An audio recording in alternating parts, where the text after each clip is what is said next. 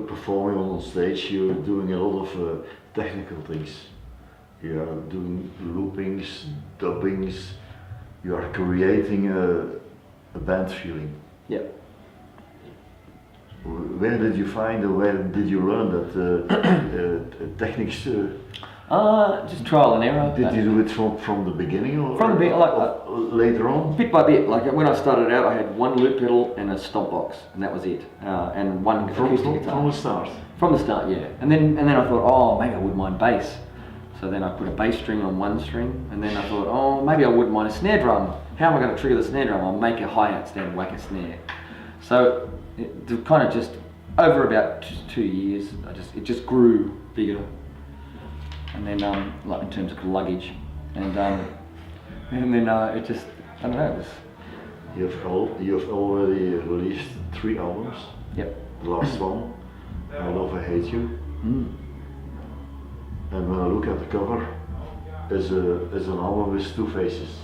Yeah, it's the love and the hate. You are at one side a small anarchist.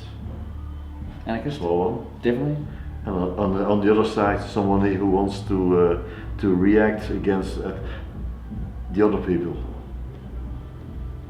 Is that still necessary today? Oh, definitely. I mean, I live in one of the best countries in the whole entire world, and in terms of living, but it's still run by a complete dickhead. and so it doesn't matter where you are in any point of your life. There's always going to be things that are good and bad, and I think it needs to be. There needs to be good and bad. But I mean, like most musicians, I think most musicians talk about good things and bad things, and you just highlight those things that make you feel good, and you highlight the things that make you feel bad. That's what kind of inspires us. It's if something breaks, like today, my pedal broke on stage in the first song. The kick drum fell off. But it kind of gives you the shits, and then when it gives you the shits, I don't know, you hit it harder and you get more energy, and it's good. Sometimes it's really good when you get the shits. Mostly you bring your own songs on your own, but you also sing some of the Beatles, the Lennon McCartney songs. Yeah, they're amazing writers, of course. Is this song the exception, or the stranger in our minutes, or why this song? I don't know. I'm not really good at picking covers. I don't think I can. I rarely do a cover. I might do 1 or 2. I've only probably done 3 in my life, 4 in the solo in this thing. And I don't know. I don't find I'm not really good at doing covers, because if I do a cover, I kind of want to make it my own. Why Beatles songs? Oh, because they're beautiful. I mean, the melodies are amazing. I mean, to me, 99% of a song is a melody, and the 1%. Actually, that's not true. Maybe about 90% is melody. Actually. Yeah, and the groove and the feel and everything. And, I mean, Come Together actually doesn't really mean much. It's not actually a lyrically a genius song. It's not like a, Tambourine Man or anything like that. But it's got such a good feel, and I love the melody, and I can hear a lot of Roots influence in that song. So it just kind of, it's got a stompy vibe, and it kind of, I think it's just something that I can do. It's difficult for me to do a lot of songs because of because of looping. So I've got to try and find something that works with a looping pedal. I understand. And a bit to your neighbor.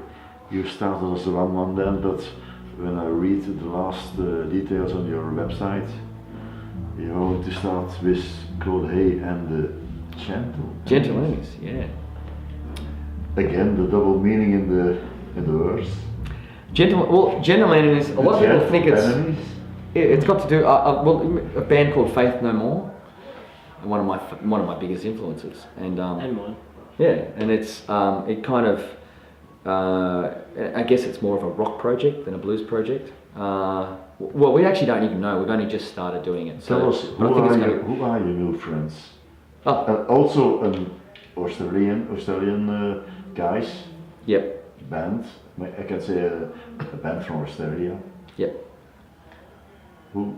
Tell us how you met them. Who they are. There's a little scummy place called King's Cross, and they were lying in the gutter there. No.